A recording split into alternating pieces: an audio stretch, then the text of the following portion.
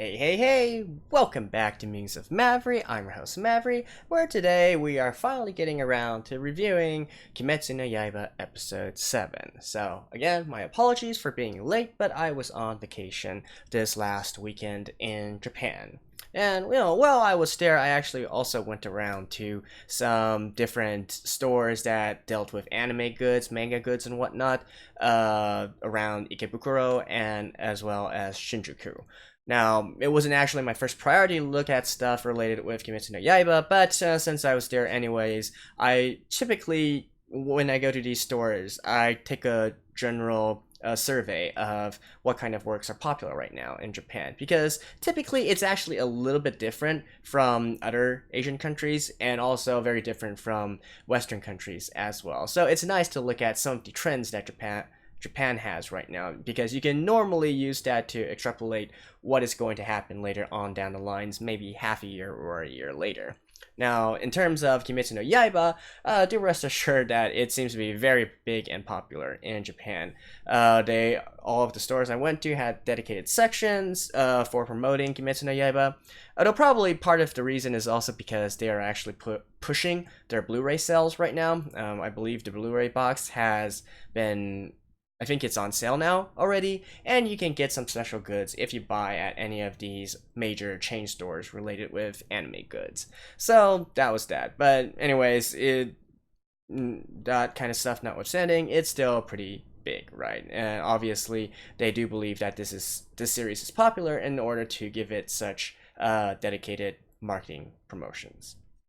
Now, real world stuff aside, let's get back to the actual story, right? So last episode, Tanjirou has debarked on his first mission. He found a demon. I mentioned last episode that I felt like they looked like agents from the Matrix, and I still stand by that description.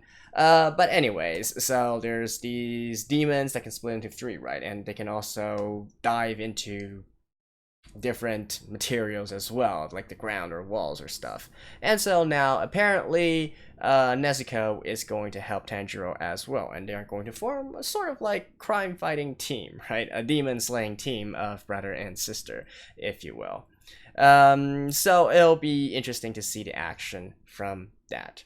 But to me, perhaps even more importantly, is since this episode is titled with Muzan, the supposed mastermind and antagonist behind all the demons, I hope this episode can answer a lot of my pressing questions in regards to what the demons are, how they came to be, what is their goal, and also maybe shed some light on why the Demon Slayer organization is currently structured as it is and does things as they do right now, right? Because to be honest, some of these stuff doesn't really make sense from a logical standpoint. So hopefully we can get some answers in this episode. So without further ado, let's get into the action. And let's begin in 3, 2, 1, play.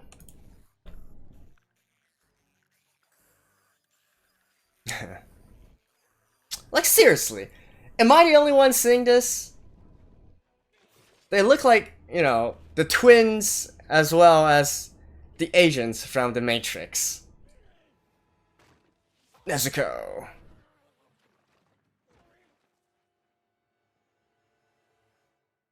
Woohoo. I love how they draw her vines popping out, right? Oh, are we actually gonna see that scene again? Ah, yeah.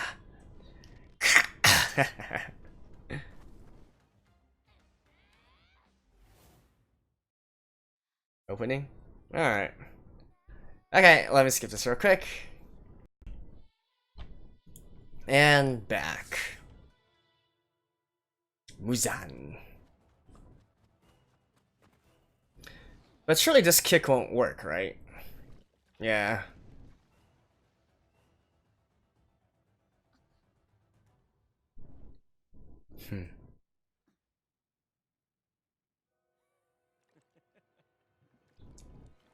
How exactly are they supposed to be beaten?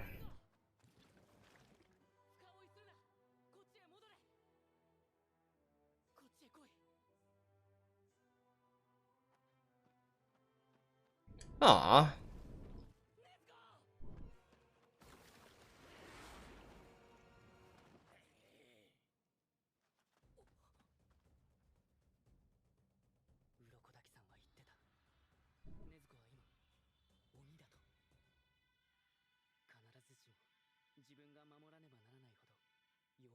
She can probably kick your ass, Tanjirou.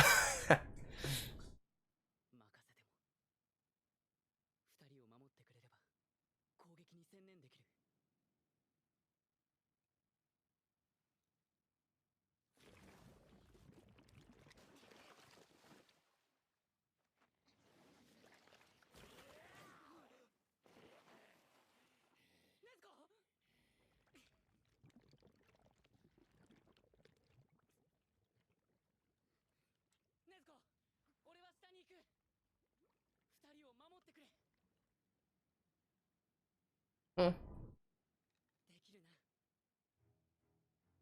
Is she gonna smile? Hmm. Going underground? Alright. Is this the best idea? Like, what if you can't breathe down there? No, you definitely can't breathe down there.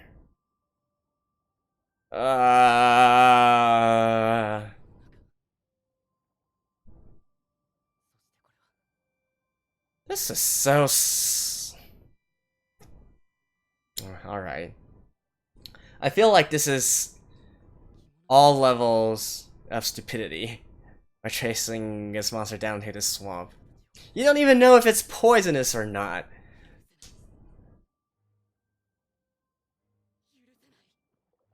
Not to mention, your movements are restricted, and you can't use...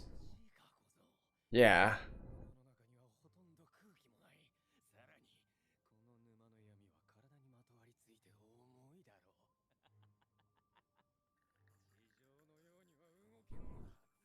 Yeah. All of this. So what's your big plan, Tanjiro?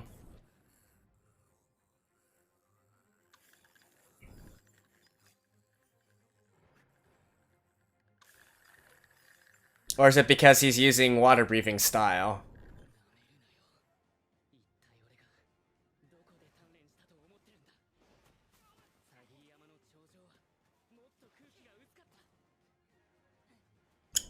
Wait, so he's actually not actually in water?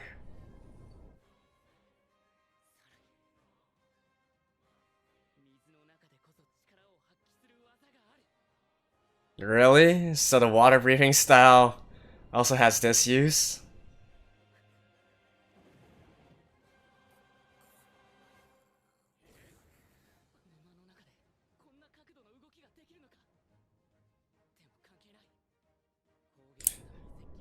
And this background music suddenly reminds me of Pirates of the Caribbean.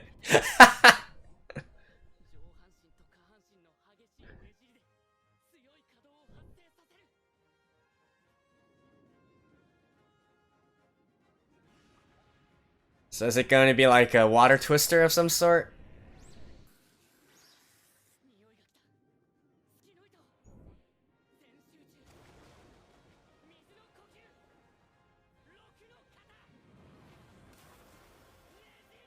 Yeah, whirlpool.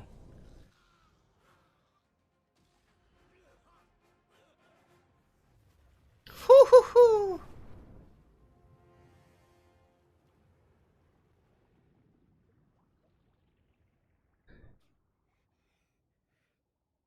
Still, I don't get it. Is this in water or not? He seems to be breathing.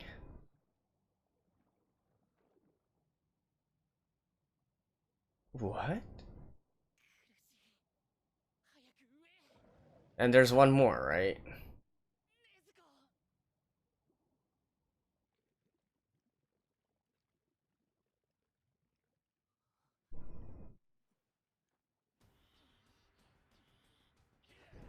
And you're also lucky that that gate doesn't close.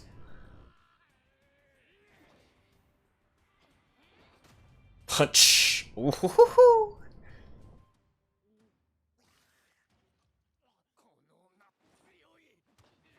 Oh!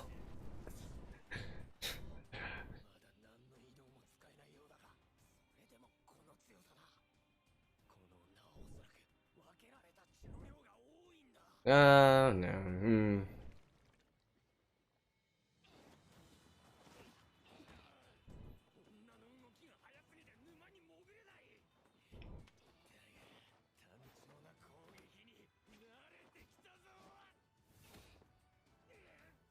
Oh, nice.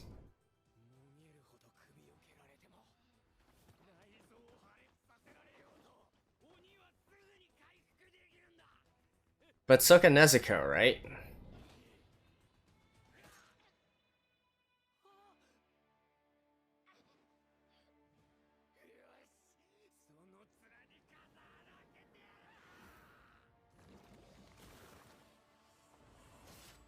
Ooh.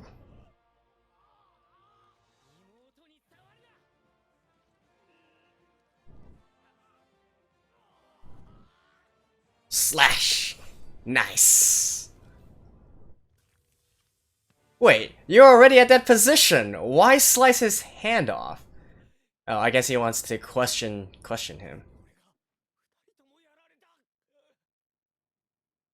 So he doesn't want to actually just destroy him.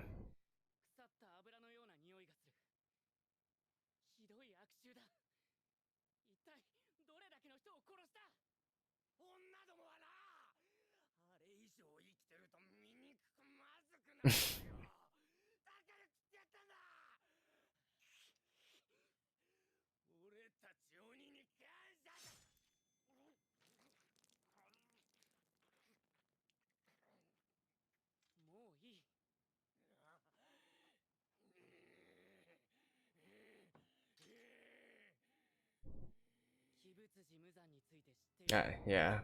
So he deliberately didn't just kill him. Is he gonna choose suicide or something?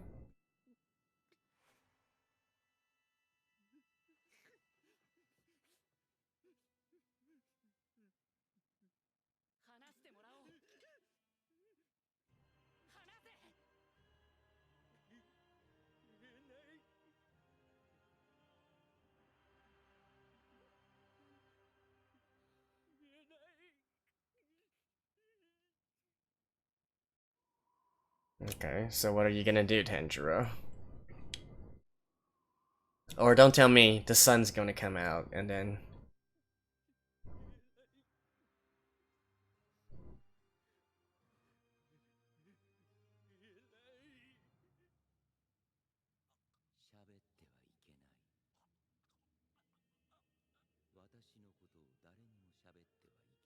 Hmm.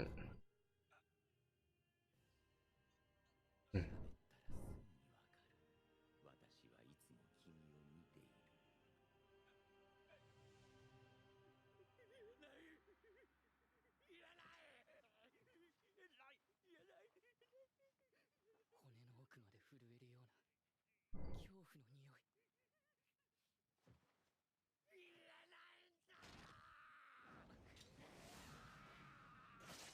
Ah, there we go. Now he's dead.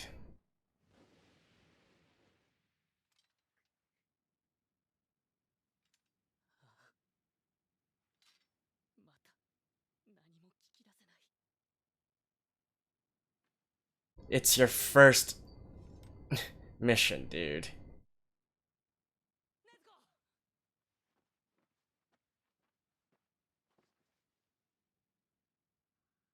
She's probably gonna... She's probably just gonna regenerate, right?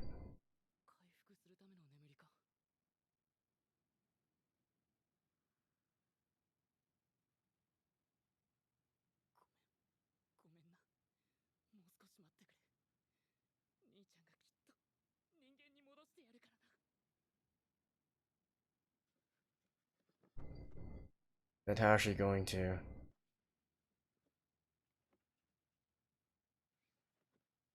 Hmm? Alright, don't question it. And, well, his lover is gone.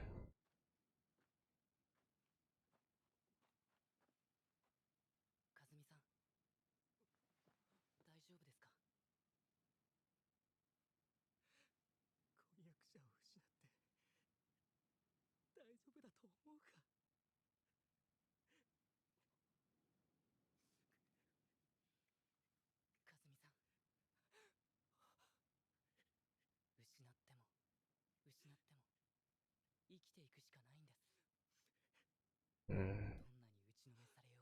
Like him.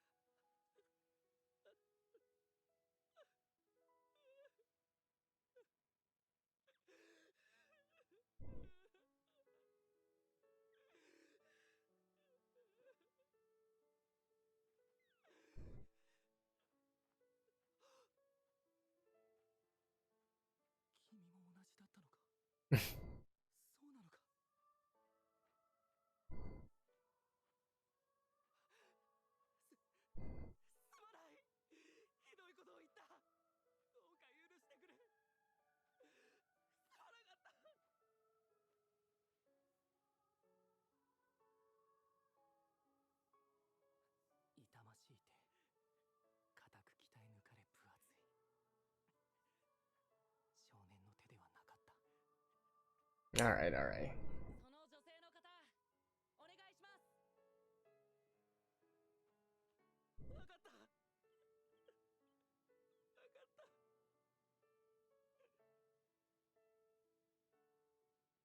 Listen, like I said, the BGM for this series is stellar. But come on, I want to know more about Muzan.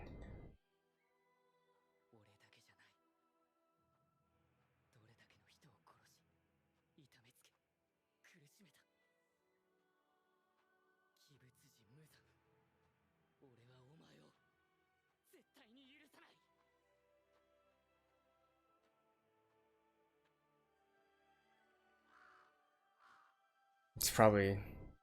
Oh. Oh, Asakusa. Heading to the big city now.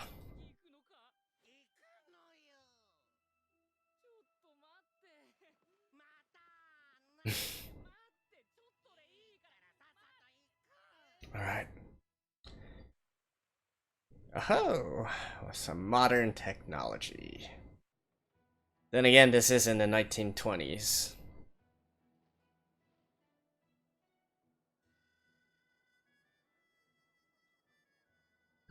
Oh, it's a wedding?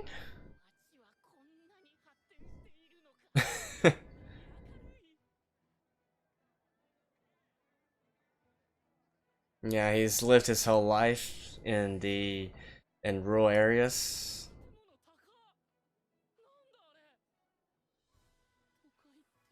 Farmer boy in a big city.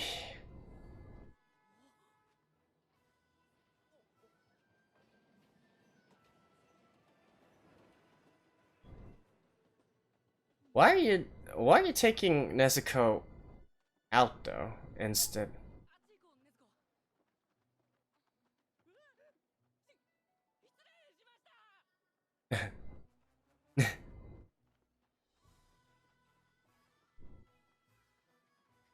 Yeah, like I said, there's no support group or support facilities at all for these demon slayers. How are they supposed to know what to do? Or just count on luck?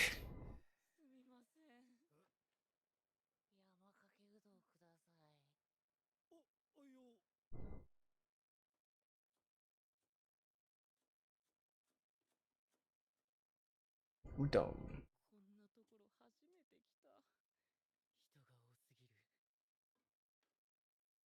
I bet the smells are also very confusing for him, right?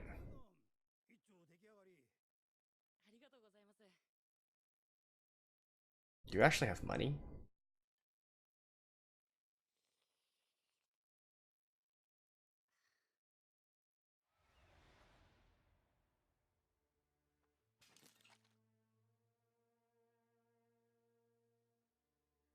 What?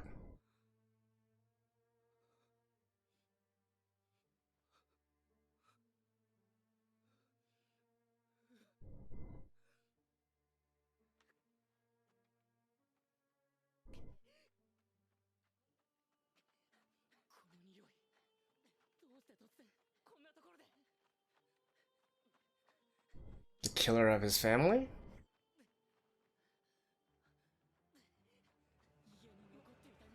Yeah.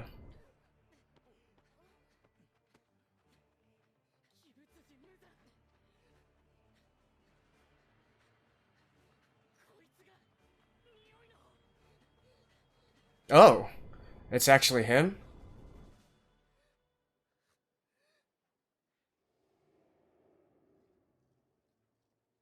Yeah, it's actually him.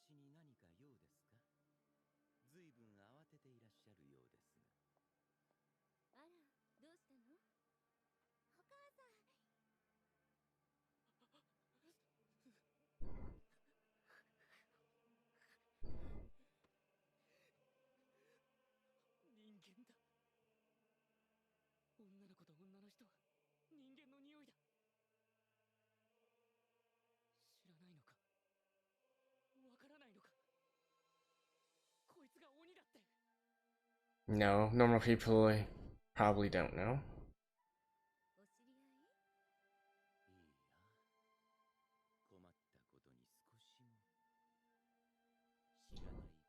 He knows what he is. The uniform.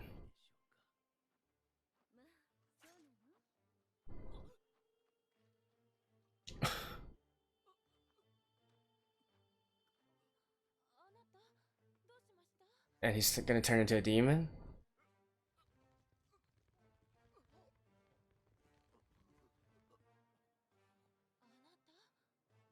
So now he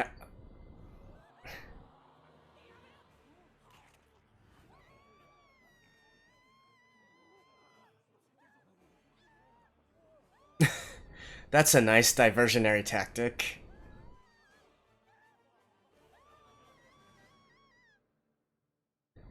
But wait, we didn't learn anything! Aw, man. I wasn't expecting him to just, reveal himself like that. But I gotta say that was an awesome way to do things. All right, let me skip the ending real fast and then get to the part, um, the mini drama at the end. So let me see you guys in a second. So here we are. Oh.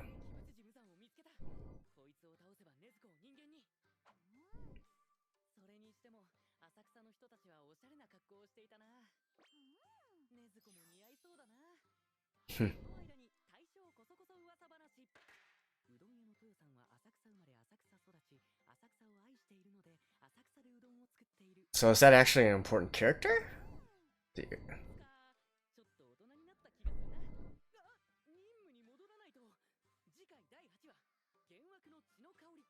Hmm. Alrighty, that was episode 7. So, a lot of interesting things happened again, and once again, I am left wanting for more, which is always a good sign of a good anime, if it leaves people being bothered by the fact that it's over already, right? You can't wait until the next episode is out. But let's talk about it, right? Because there's things I like and there's things I don't really like about how the story is presented so far. So first of all, let's go back to the swamp demons, I guess you could say, because that's what they're also called on the CV list as well. The demons of the swamp or something. So I gotta say, I didn't really like the way Tanjiro handled things this episode, right? Like, all the action and BGM aside, like I've already been praising this, been putting on heaps and tons of praises on this series already, right? The action is fantastic, the BGM is fantastic, absolutely no complaints there. It's a shining example of good animation and good background music.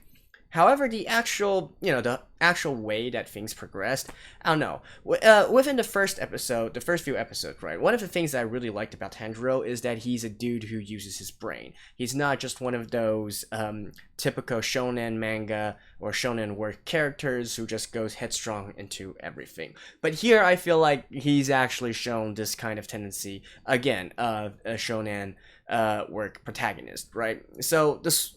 Diving into the swamp to that was reckless, and honestly, he should be dead. All right. So when I looked at that scene, my initial reaction was, what if it was poisonous or something, right? Well, I later on thought about this a little bit more, and he probably could know that it wasn't poisonous based on the fact that he actually already reached his hand in to rescue the girl already. So there was that part. So maybe he had some idea of what was under there already. But still, that it's so stupid to dive into there and try to fight them on their turf, right? Like even though he says that, okay, maybe due to his training he can hold his breath longer than longer than others, longer than normal, or the fact that he actually has some kind of move that can be utilized in this kind of underwater situation, which defies physics, by the way, although we'll put that aside since this is already a fantasy work.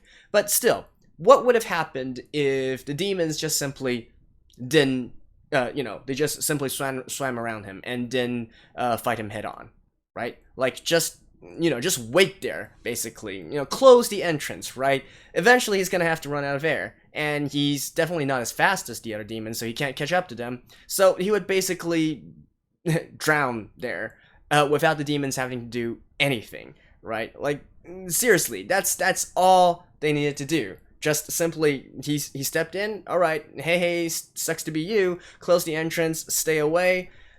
He's dead. Tanjiro is dead. GG. The end, right? And or even the fact that if he somehow tricked them into coming here and tricked the demons into fighting him, and then he killed the demons, what guarantee does he have that the entrance won't close immediately, right? Like, maybe the entrance is being held open by the power of these demons. If you kill them, it would make sense that the special skill or art or whatever magic they're using is going to also disappear, right? So is he then trapped in there forever? He doesn't even need to be trapped in there forever. One more minute and he's dead as well due to no air, right? So I really didn't like the way that they handled that part. Even if he did have some other kind of plan, I would have enjoyed it more if the anime or the original work actually, gave us a step-by-step process of Tanjiro's thinking. Otherwise, I think it was entirely stupid and foolish, and honestly, a big bug in the story setting for him to jump into the swamp and do all that, right? So, I'm really not sold on that. And I'd love if somebody was able to convince me otherwise, but I really can't see a way to justify that kind of decision, right? So that was that. Like, what are some other ways that he could have used to resolve the situation? It seems that the demons, for some reason or other, were also quite intent on fighting him. So, hey, just stay outside and try to stop them from going back to their swamp, right? Like, Nezuko was able to do it against the sole remaining swamp demon. So why couldn't they do the same method against all the other, all three demons, right? Just find a way to keep them occupied so they're not able to sink down into the swamp, that is literally it. I think that would have been a far more preferable and reasonable way and logical way to go about things. But, alright. That one aside, I do like the whole interrogation part. He had a deliberate choice that he wanted to disable one of the demons so that he could interrogate them. Although he didn't really do much interrogation in the end. I guess he's too nice for that. So whatever, right? And then immediately after that, he received his next mission, right, to go to Asakusa, which is a district within Tokyo. I've actually been there before. It's quite a famous region in Tokyo for sightseeing, and you can literally see the exact same scenery, the same kind of buildings and whatnot as you can see within this episode in Asakusa right now as well, because they actually make an effort to retain the more traditional style buildings and culture there. So if you go there, you go on the streets, it looks literally the same as the street that you saw within this anime. I do recommend you guys to go check it out. It was fairly fun. They have a big temple there and whatnot, and there's a lot of traditional goods there, and a lot of people, sightseeing there in traditional Japanese garments. So I do recommend it. Go if you guys have the chance to go check it out in real life as well.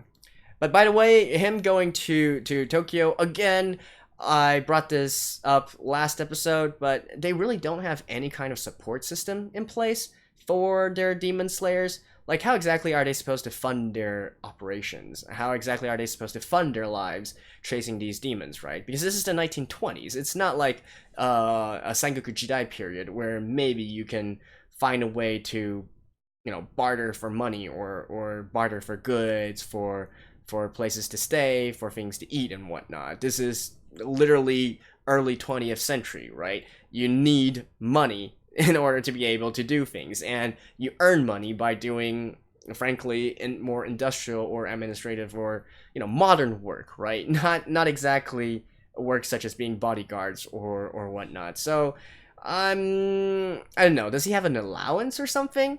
I guess it's kind of nitpicky to ask of these kinds of things, but still, it's not like they have a single base of operations or anything, right? They're expected to travel by themselves to go to all these different places to fight demons. So I don't know, how exactly are they funding their travels? That perplexes me, in a big way. And also again, for someone who's never been to a big city before, or when you're going to a completely strange, a location that's unfamiliar to you, it would make sense if they had some kind of, they should have. Like I said, I want to learn more about this Demon Slayer organization. I feel like a way better way of doing things would be to have dedicated districts divided among all these different demon slayers, right? So each of them has their own jurisdiction, so that they can actually set up a base of operations, so that they can, acquire funding, put in a support network, and also, they would be most familiar with the surroundings and whatnot, so they would be the best people to take care of the situation of anything happening within their jurisdiction. I feel like that makes much more sense than this kind of, all right, we're just one semi-centrally directed organization, and then when a new report comes here, whoever's available just go to that place and try to figure it out on themselves. That seems so inefficient, right? So I really want to know why and how exactly the Demon Slayer organization is operating. All right. So that aside, we do get the reveal of Muzen within this episode, right? It's definitely not what I was expecting. I thought it was going to, sort of like shift the camera or shift the scene to the demons and what they are doing. I definitely did not expect Tanjirou and Muzen to already meet up within this episode, right? And Tanjiro has already identified him as the person that slayed his family, which again is kind of weird for me. Like, what exactly is Muzen doing out there in such a remote location, so far from his base of operations, which is apparently Tokyo, since he has a family here, which, by the way, is also quite an interesting twist to the situation as well. So what was he doing near Tanjirou's home, and that resulted in him killing Tanjirou's entire family, right? Is it simply a case of, wrong place at the wrong time, and to Muzen, killing them was probably just an unfortunate consequence of him doing whatever he was wanting to do. It could be that kind of situation, right? But still, I thought we were going to get more answers in regards to Muzen this episode, but apparently not. But his abilities is also, we see firsthand now how quickly it operates, right? So even then, I'm really, if he wanted to, he could simply turn, hundreds and hundreds of people into demons at the same time, but he's not. So he's definitely doing things methodically. He has his own purpose. So what that exactly is, I'm still at a loss to know. Like, what exactly is he trying to do? His goal doesn't seem to be just turning all people into demons. Is he trying to maybe force evolution or something, right? Like, just get a few demons and then let them operate on their own, try to get stronger, until then maybe when one of them is strong enough, he can then do something with them? Question mark? Something like that. Otherwise, I can make no sense out of what he is trying to do. I will say, however, that I love his style. I love the style and the design of his character. I love his voice. I love how he talks.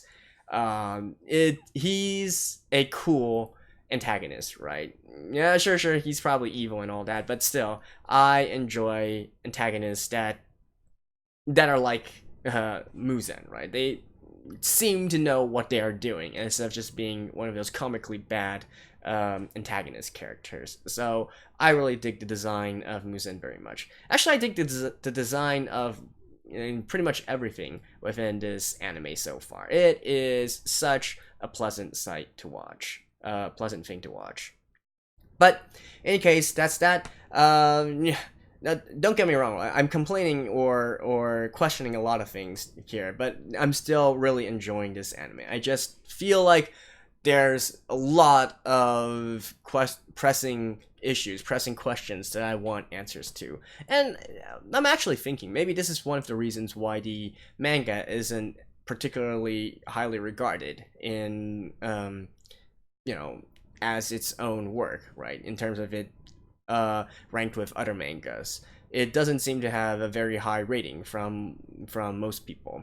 So I wonder if this is partially the problem. And the anime, due to it being an animation with its great music, its great animation, is putting in a lot of points in this series' favor. But maybe the original work already, without the benefits of the animation and music, and then with a more, I guess, full of holes story, right? Full of plot holes.